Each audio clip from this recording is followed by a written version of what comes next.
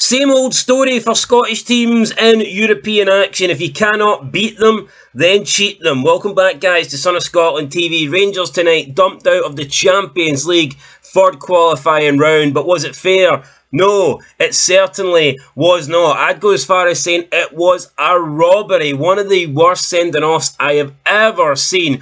How Hefty got a second yellow for that supposed elbow, the challenge. There was nothing in it, man. Unbelievable. I mean, I could even understand if he made a slight contact or something like that, but he jumped up, he went for the ball, he won the ball, and he didn't even touch his opponent with an elbow or a fist or a hand or nothing. And of course, the shitebag Ukrainian goes down on the deck. And you know what? These Ukrainians piss me the fuck off. All they do is cry and bitch about some war going on, yet you see them diving out. Every time you see a Ukrainian football team, they're all rolling about the ground. How can they be crying 1 minute about an actual war, and then this guy here, Popov, whatever he's called, 3 times during the game, 3 times he's rolling about the floor like he's dying. You know, it's fucking embarrassing, man. Honestly, guy needs to grow the fuck up. What a loser. Seriously, what a loser. Same with Zinchenko, always crying at Arsenal, and then you see him rolling about the ground, man, to get free kicks. It's embarrassing, man.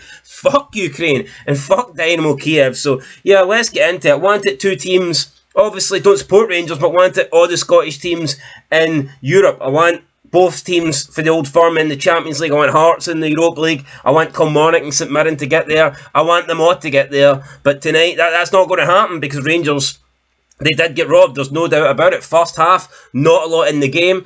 How many saves did Butland have to make? Honestly, I can't really recall one. How many saves did he make up until... Even when Rangers went down to 10 men, to be honest, it's not like Dynamo Kiev were creating chance after chance after chance, but I felt like first half Rangers were steady. You know, they were in the game and they had just as good a chance as Dynamo Kiev of going through. The game was there to be won, but we get into the second half and it's ridiculous. It's absolutely ridiculous. You could even argue the first yellow shouldn't have been a yellow, but the second one, it's embarrassing, man. They need to change that rule where they cannot look at a second yellow. And then you've got that dumbass, that fucking absolute dumbass, Alan Hutton. What a moron, honestly. This guy's got like one brain cell in his fucking head saying that they're not going to check for yellows. You can't check for yellows. Red, yes, but they're not going to check for yellow cards. Why? He was being asked a legit question. Should they change the rules so that you need to check for second yellow cards? Newsflash, a second yellow card has the same impact as a red. Whether it be a red after a yellow or a straight red or whatever. If you're getting a second yellow, that results in you being sent off. So therefore, it's the same fucking thing.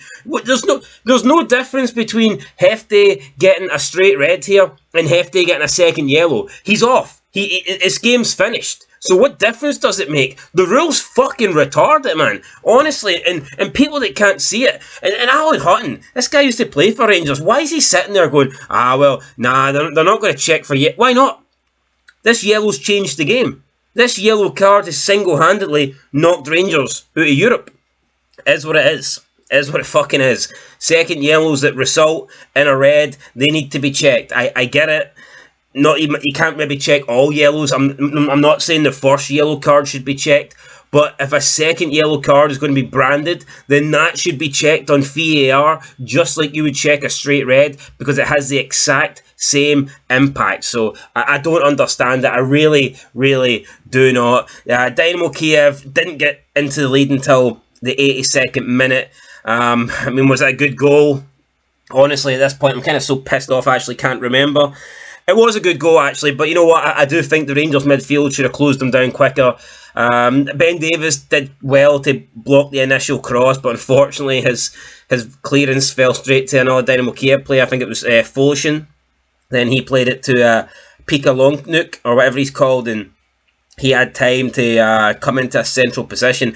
I mean, it's a good strike. I'm not necessarily sure that Butland should save it. It is a good strike, but you look at Sterling and you look at the other 3 in midfield, they were just so slow. The other 2 in midfield, they were just so slow on getting out the box, and they just never closed this guy down, and he had the opportunity to essentially bring the ball pretty much, near enough on the edge of the box and get a shot off, and a good player with a good strike on him, who's a good finisher, you give him that sort of opportunity and the chances are he will score it, and that's what happened. Rangers then kind of went for it, they went for broke.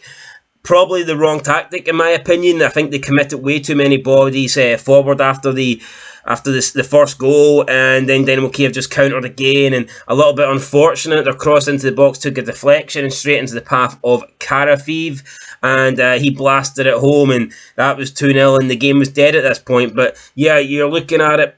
Should Rangers have just tried to steady the ship? I know there wasn't a lot of time left, but you've got 8 minutes plus. You've got to assume a decent amount of injury time. So let's say over 10 minutes left here when Rangers conceded that goal. Should Rangers maybe not have, took it easy for a little bit, try to see what Dynamo Kiev do? Because Dynamo Kiev would have probably sat back and then Rangers could have tried to get on top of the game and they would have maybe created a chance or two. But I just felt like Rangers, as soon as they went a goal behind, they literally just committed all the bodies forward. They went crazy on the press, and the Dynamo Kiev goal, just caught them out at the back, and it was 2-0. And at that point, 2-0 with 6 minutes to go, and a man down. It was never going to end well. And it didn't end well, guys. And Rangers have lost to Dynamo Kiev. I think when these draws were being made, Dynamo Kiev definitely looked like the best team here.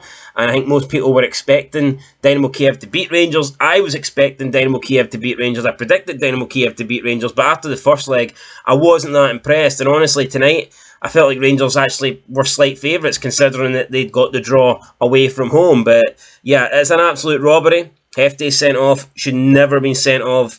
And what can you do? What can you do? It's time and time again.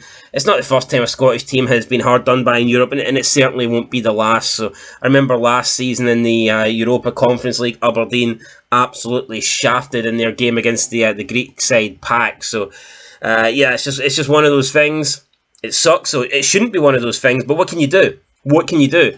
I mean, is the referee going to come out and apologise? Big fucking wow. It's not going to get Rangers in the Champions League. And another really annoying thing is, that's Scotland now 2 games less in the coefficients, because had Rangers won tonight, even if they lost in the playoffs for the Champions League, they still drop into Europa League, but they would have had 2 extra games, and that's 2 more possibilities of picking up more coefficient points. So now Rangers lose out on 2 more games before the group stages, and it just means that there's less opportunity now for Scottish teams to pick up coefficient points. So yeah, just a disaster all round, man. Absolute shit show. So yeah, referee, absolute disgrace. Dynamo Kiev, lucky to go through. There wasn't much in it tonight.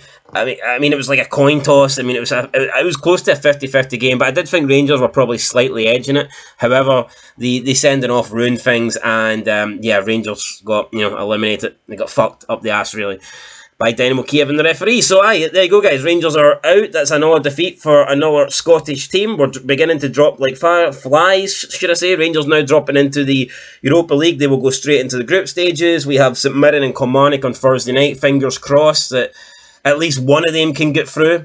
Right now, I'd probably take that. Not to be negative, but if you offered me one of those teams to go through guaranteed, I'd probably take that. But for now, Rangers, they will be in Europe. They just won't be in the biggest European competition of them all. But to be fair, if you look at it, there's probably more chance of them having a better run in the Europa League, and that they'll pick up more coefficient points that way. They'll pick up more wins that way. You get like a longer run in Europe, which is good. But the money, the financial aspect is obviously bad, because the Champions League is where the money's at. So yeah, guys, that's it. I'll catch you in the next one. Been on Scotland TV. Go check out my the co-op review on Fog Football. Going to go and fire that out right now with Big Stevie Cool, my bro. So yeah, go check out Fog Football. Leave me a like here, subscribe here. And Fog Football probably will have that video uploaded in about half an hour. I imagine it's going to be a long one, because I think he will be super pissed on how this went down. Or, I mean, I don't know, last time Rangers took a heavy defeat, he was feeling pretty suicidal and I had to carry the whole fid. So maybe it's going to be another one of them. Anyway, guys, I'll catch you in the next one. Till then, peace.